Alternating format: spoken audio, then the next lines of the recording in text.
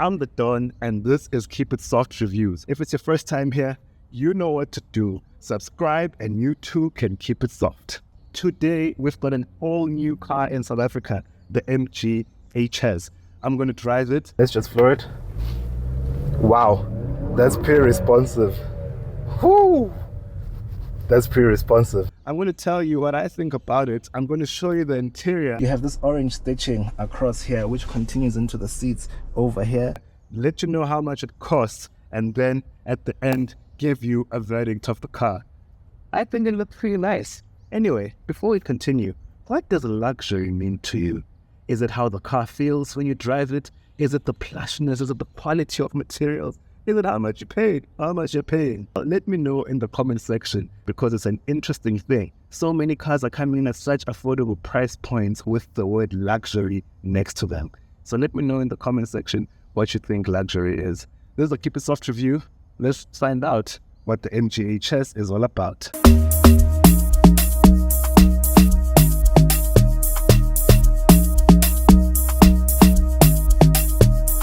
Morris Garages has been around for a very long time. Over the years, times have changed, and so have they. In 2007, SAIC, a state-owned Chinese car company, bought MG, and in 2025, this is what they're bringing to South Africa. Look at how beautiful this car is. We're out, God knows where, in this bush, but we're driving this car. This is just a quick look, first drive review. It's not a full in-depth review, but let me know in the comment section what more you'd like to know about this car. So the MG HS comes with two engine options, the 2-liter turbocharged petrol and the 1.5-liter turbocharged petrol. This is a 2-liter. It then comes in two variants, the entry-level comfort and then top-of-the-range luxury. All variants come with these gas struts. Look at this. You don't have to struggle to be holding this. Gas struts at the top. The 2-liter has 170 kilowatts and 370 newton meters of torque, and it's driven by a 9-speed automatic. Then the 1.5-liter has a 7-speed DCT. Oh, this looks pretty cool. ECU right over here, engine cover. Also, MG is serious about noise insulation. They made it clear that they took a lot of time to refine the vibration and the noise that comes with the cabin. You can even see with this noise insulation that's under the cover of the bonnet. You hear 170 kilowatts and you think that's a fast car. Let's see how this is to drive. Okay, doing an acceleration test, full throttle. Woo. All right.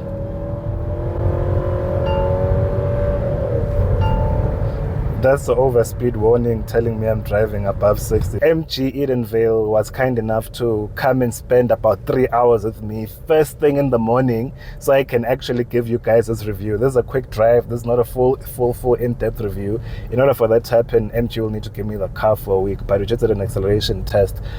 The 170 kilowatts, you can feel it. That combined with the size of the car, it doesn't feel like a heavy car at all, so it feels nimble. It feels very nimble, and it feels like it's got enough power. It has a lot of safety features. Cars that are manufactured in China have a lot of safety features. I'm not going to go through the list of that. This feels very solid. It feels very comfortable.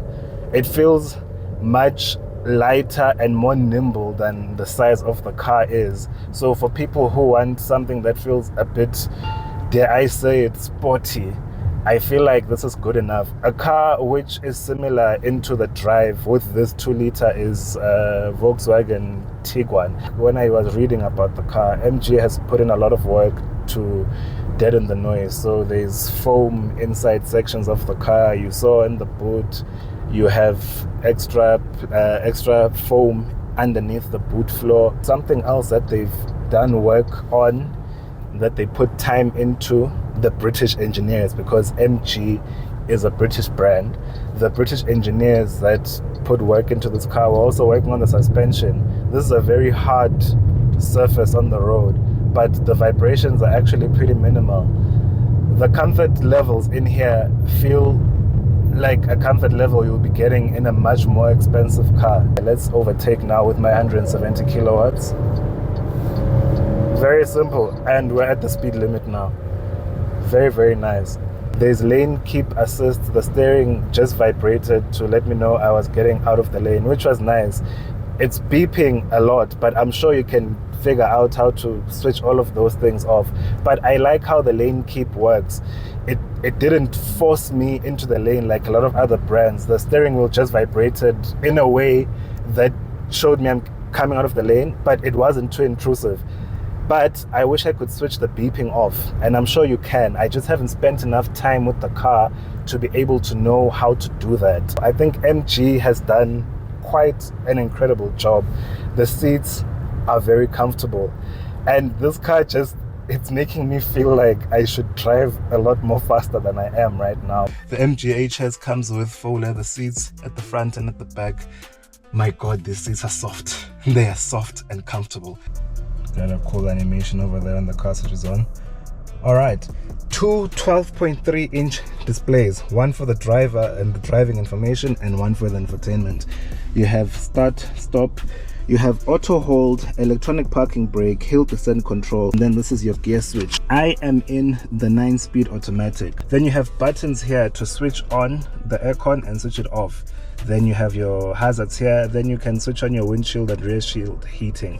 What I like is that it looks like the climate is here. So this is the steering wheel. I'm just holding the GoPro right now. So this is the steering wheel. The climate is right over here. So it's not too far. Yes, it's in the screen, but it's not too far. You can control. You can just press once and then you're able to control it. The display is very clear, and this is very big so that you won't miss it.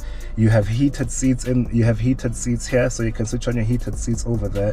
You can switch it on and off. It's very close. It's easy to get to and control. Look at how low the seat goes. Oh yes, you can get pretty low, so it actually gives you a very nice seating position. It's very nice in here. You have a full panoramic sunroof. I know South Africans love a sunroof, so you get that in the luxury models.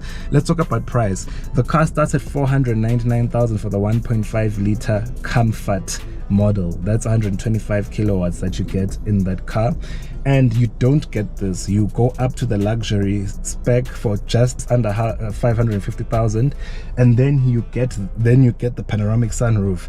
Honestly, I think that's where people are going to go. When you get into this car, it feels very premium in here. You get soft touch on the door, you get soft touch here. I really love this pattern that's over here. You get electric windows all around. You can control your mirror. You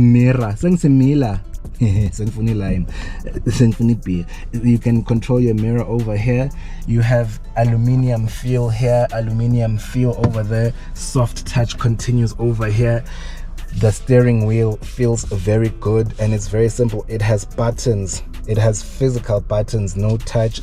Also, the way of the shape of the steering wheel makes it easy to see this. I can't speak about fuel consumption or anything like that because I literally have this car for a few hours, but if I can get the car for a week, I'll be able to tell you all about that. You have this orange stitching across here, which continues into the seats over here. It continues even here in the seat. It continues over here.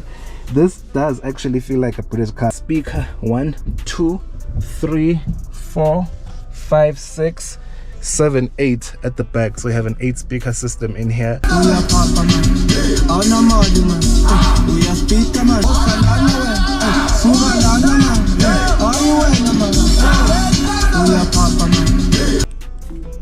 Phone is charging, and it's fast charging. You get 2 cup holders. These look like they can only fit small bottles. Storage isn't actually pretty great here. It's big enough for like a bottle, but nothing much. The car comes with USB-A, but this car that I'm driving today has adapters to then make it USB-C. Then you get the 12-volt socket over here. The soft seats continue even here at the back. Soft touch continues. So guys, for 500,000, 499,000, you still get your soft touch over here. You still get this pattern. You still get that beautiful orange stitching over here. You get a speaker up here. You get a speaker up here. You get ISOFIX, and it's wow. I really love it's hidden inside. There's no clips, and it's hidden right there. This is beautiful. Let's see. You get, this is a brand new car. You get cup holders in here, and they're very sturdy. This is not even bothering my hand because it's sunken inside. This is beautiful. You get an air vent here which you can control, and yeah, the this is my seating position, mind you.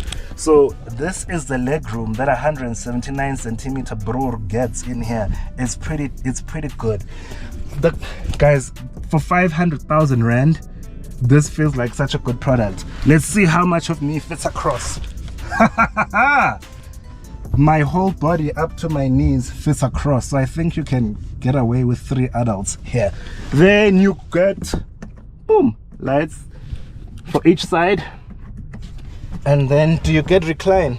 Okay, the seats don't recline, but the position that the seats are in is actually pretty comfortable. And these seats have a little bit of an indent, you can see with the stitch here. So you feel like you're actually sitting inside the seat. You feel like the seat is holding you a bit. It's not a sports seat or anything, but there's no recline, but it goes in, so it's like it gives you a feel of recline.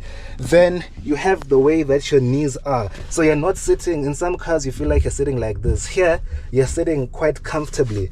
This car is very comfortable. Does the window go all the way down? Oh yes, it goes down, and I can take my head out like a dog if I want to. If I'm a kid, I'm going to be able to see clearly. Also, this, you don't get automatic mirror windows at the back.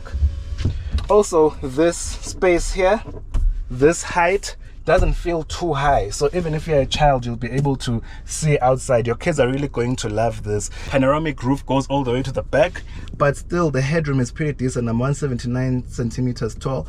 Headroom is pretty decent still. I am not a fan of light colored of gray headlining, because sometimes it gets dirty and things like that. If this was black, it would have looked a bit more premium, in my opinion. This is my opinion, it's not that of the law. This is the reason I don't like recording in the morning. There's so many things that can chat with me. Anyway, let's continue on to the side profile. You get 19-inch alloy rims on both of the variants. You get this here.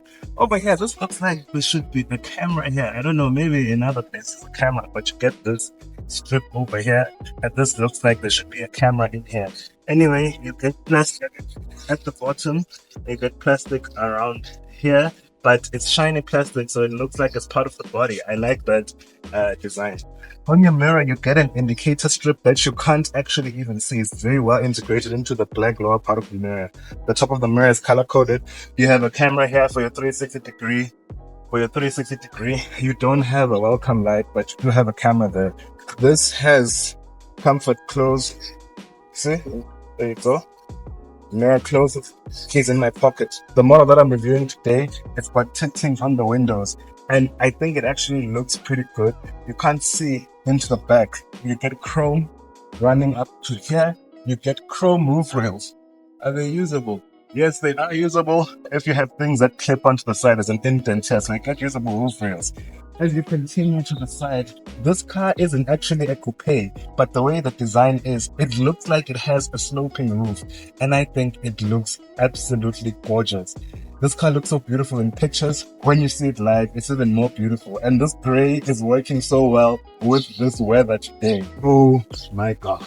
This car is so gorgeous. You know, in pictures and videos, this car actually looks bigger than what it actually is. If you want the side comparison, it looks like it's as big as maybe a Mazda CX-5, around that size. When BMW came with their big grills, everybody went haywire. But is this not a big grill? In any case, I love how this grill looks with the insides it has here. You get the MG badge written here.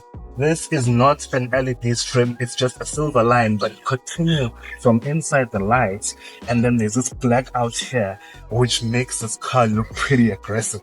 These lights are called SAIC Vision LED Premium Lights, and they are full LED lights which come standard. You have fog lights down over here, you have your parking sensors here. Sorry, I'm just going back to this grille and this front end because, oh my god, I found myself standing exactly like how I'm standing right now for the better part of the day. These birds are going to drive me insane, but what can I do? I live close to a nature reserve, and it's the morning. Early birds don't catch the worm. They just get annoyed by birds. Anyway, you get LED lights at the back. You get this full LED light bar. Interesting fact, MG is a British brand. These lights are inspired by London's The Shard. They're called The Shard lights. You get HS written here. and you get MG. Not a lot of badges at the back, which makes the back look pretty clean. Reflectors over here, reflectors around this side. This is blacked out, so it contrasts with the body. And then you get fake exhaust pipes, but these are not bad because they're not actually, they don't look like exhaust pipes. They look like it's part of the design. So that's actually pretty good. You get this carbon fiber like pattern on the plastic down here. Overall, I think this looks good. Oh yes, 507 liters of boot space, and guess who fits in it? The Dawn. Honestly, this sound gets old. I don't know if you can switch it off, but I guess a safety measure so that you know that it's open and closed. But it sounds like a truck is reversing. I really think MG knocked this design out the park. What I love as well is this. Let me just show you. So the door sill goes all the way to the bottom. So you're not going to get mud over here. So when you go into the car, see, my legs are already touching here.